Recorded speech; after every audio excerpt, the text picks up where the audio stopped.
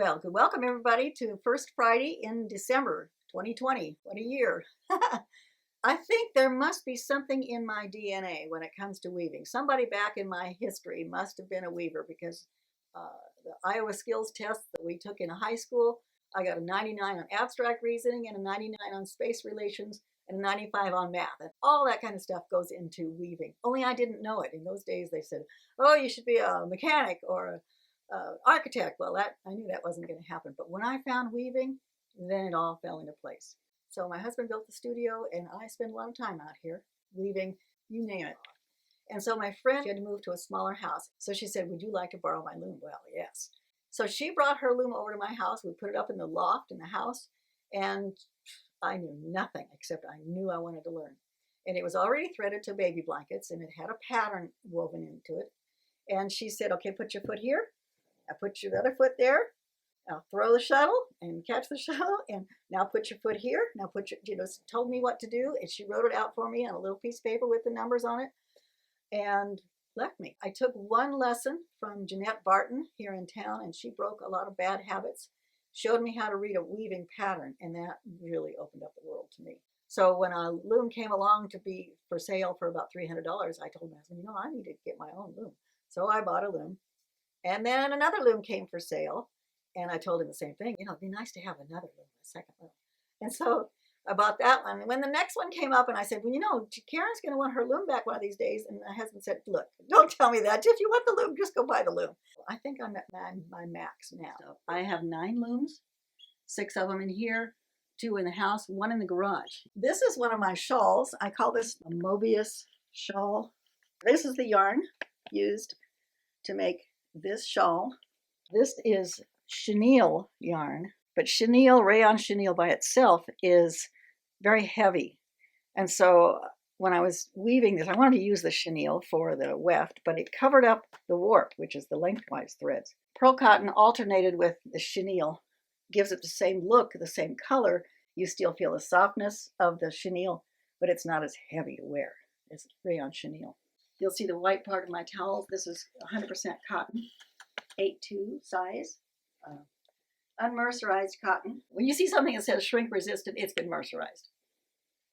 And usually makes it shiny. This is rayon chenille up on this shelf. This is what I use for the shawls and scarves like the one I'm wearing. These are my mug rugs. I thought, well, this would be fun to give for Christmas gifts, stocking stuffers. So I started making these. And I started keeping a stroke tally of how many I made. And in sets of 4, this year I'll be at 20,000. This year I'll be at 20,000. I'll be at 20,000 sets of 4. Here's a little storyboard. I start at the warping board, measuring out our yarns. And then I go out to the garage and I have to soak them in soda ash, a solution of soda ash, and mix up my dyes. They require salt, urea, water. So they're mixed up. Then it's laid out, and I just squirt the dye in little sections and roll it up and I let it sit for 24 hours. And then 24 hours later, I take it out and hang it on the line outside to dry. Here is a raw silk that will be a scarf. Same way, this color progressions. So when this is on the loom, I never know what I'm going to have come up. This could be what comes up 30 inches. And I look at that and I say, what one color will go over that? This is going to be another Mobius shawl. This shawl, I measure out the warp, which is the lengthwise threads, and I make a chain, bring them over here. This is the part that makes the stripes in the shawls. And I always use the Fibonacci numbers one way or another. 5, 1, 1, 2, 3, 5, 8, 13, 21, 34. It just goes out 55. Out to infinity, but the ratio between any 2 of those numbers beside each other is 1.618, and that's considered the golden mean, the golden section, the golden ratio. It's used in art, it's found in nature, it's in architecture, it's everywhere. So I use those numbers in my stripes. This is considered a jack loom. You push down and it comes up. Here's the reed. Reed that spaces out the yarns. This reed is 12 ends, 12 dent. We call it 12 dent, each dent per inch, 12 dent per inch. And I need my towels to be 18 ends per inch. So mathematically, In the 12, I need 1.5. So I have my threads 1, 2, 1, 2, 1, 2, 1, 2 in this reed. But when I pick them up with the loom, I pick them up one at a time. And they can come up 1, 2, 3, 4. This is an old loom that I found in the Wanets, and it was missing this frame back here, so I had to have that made. But each heddle has an eye. The thread goes through the eye of the heddle, just like the eye of a needle, and that's what carries it up and down, makes it move up and down. And depending on what I do with my feet, as to what kind of pattern I'll have in the cloth. And I'll show you some over here it's got different patterns in it. But right now, with this, I don't like to put pattern with the bright colors. I want you to concentrate on the color and not be looking at pattern when it's multiple colors like this. But these are different treadlings, they're called. And it tells me if I push 3 and 4, or well, 3 and 4 over here, 3 and 4, my shuttle should be going this way. 1 and 2, my shuttle should be going. And then 2, 3, 1, 4. Just different patterns that'll give you different textures of cloth. You've got to start with doing the math.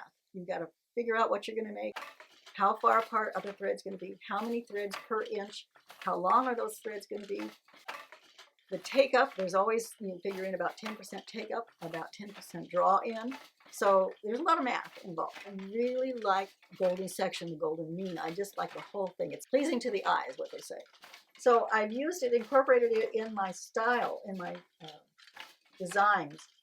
But when I had leftover yarn, I thought, what can I do? And so I just started, if I just use every thread, put all those threads together. And I call this one Fibonacci's Flower Garden, because every stripe in here is either 1, 2, 3, 5, or 8 threads wide. And it doesn't matter where they go, they're always going to look good together. Now there's a wonderful website that is an award-winning in the United Kingdom website about Fibonacci. But in the meantime, I had to go searching through math books to find out. I used to have a shirt. Years ago, I had a shirt that was kind of like this. You know, it had stripes like that. And I looked at that shirt one day and I thought, I wonder if that's what somebody has done. So it's a mess when I do it. Normally, they all roll in nice and smooth together. Well, when I do this, the threads are all back and forth. Quite a tangled mess, but eventually when they get rolled on, they come out. This was just my own concept of how to use up leftover yarns. It's soft, it's very absorbent. Like I say, I think textiles and things that you use around the house should give you pleasure. They should look nice, they feel good, they make you happy. If you're gonna be doing the dishes, you want to have something that will make you feel happy. Think about it. I have a book that's called Women's Work: The First 20,000 Years. And you think about it, they took grass and twisted it and put it on I don't know what kind of a loom they had, probably just a frame to make the first cloth. You look at the Bible, the Old Testament talks about the purple cloth and the red cloth and how valuable that was. Well, the dyes that they used were natural plants and things. So the color purple was hard to come by. That's why it's royal color. It was hard to come by. Red usually was cochineal with little bugs mashed up, and there's lots of different ways to make the different colors. I don't do natural dyeing. My dyeing is with fiber reactive dyes I buy from Dharma, but most of my dyeing is on cotton or rayon. Sometimes silk. Silk can be done with the fiber reactive dyes if you use heat. I think the most important thing for people who are learning anything is be a sponge. Learn, just find somebody to be your mentor and pick their brain. That's what I always say. People, how did you learn to weave? I pick brains. I ask questions. Go to conferences. Go to workshops. Take a workshop if something comes up that is offered for you of a medium that you want to do. Take a workshop. Like I say, you may not always get the full amount of what the workshop was supposed to be, but you're going to get something from that workshop that you're going to take away that's going to be good for you. I have one particular friend who lives right down the street, and she comes all the time with questions. I don't charge her. I do give lessons. I give formal lessons. Find out what somebody wants to learn. It's based on what do you want to learn. I think probably what I did was just to sit down at a loom that was already threaded, and I think that's a good way to do it. If you don't know if you want to weave or not, don't start with all the math and the threading the loom and rolling it on and measuring out. I'll show you how to measure. I'll teach you how to figure it out. But sit down at a loom and weave. Find out if you like that. If you don't like that, it's not worth all the extra trouble that you're going to do to get that to that point. I figure when I'm an old lady in the rest home, I can still use a rigid heddle, and I can take it and it sits on my lap. It can go up against the table. I have another one that's bigger than that that sits on a floor stand, but it won't be as noisy and it won't take as much space. Whatever I have is the most recent thing I've made. I don't have much that sticks around very long. Call me at 559-561-4048 or email weave, WEAVE, at gotsky.com. I can send it out to you. You pay the postage, and I'll mail it out to you. I do Square credit card. So that's what I've been doing. But if you really want to come over and you're in this neighborhood, give me a call. I'll probably be home, but let's double check. If you come and you wear a mask and not a whole group, but just one or two at a time. I have a website, handweavingbynikki.com.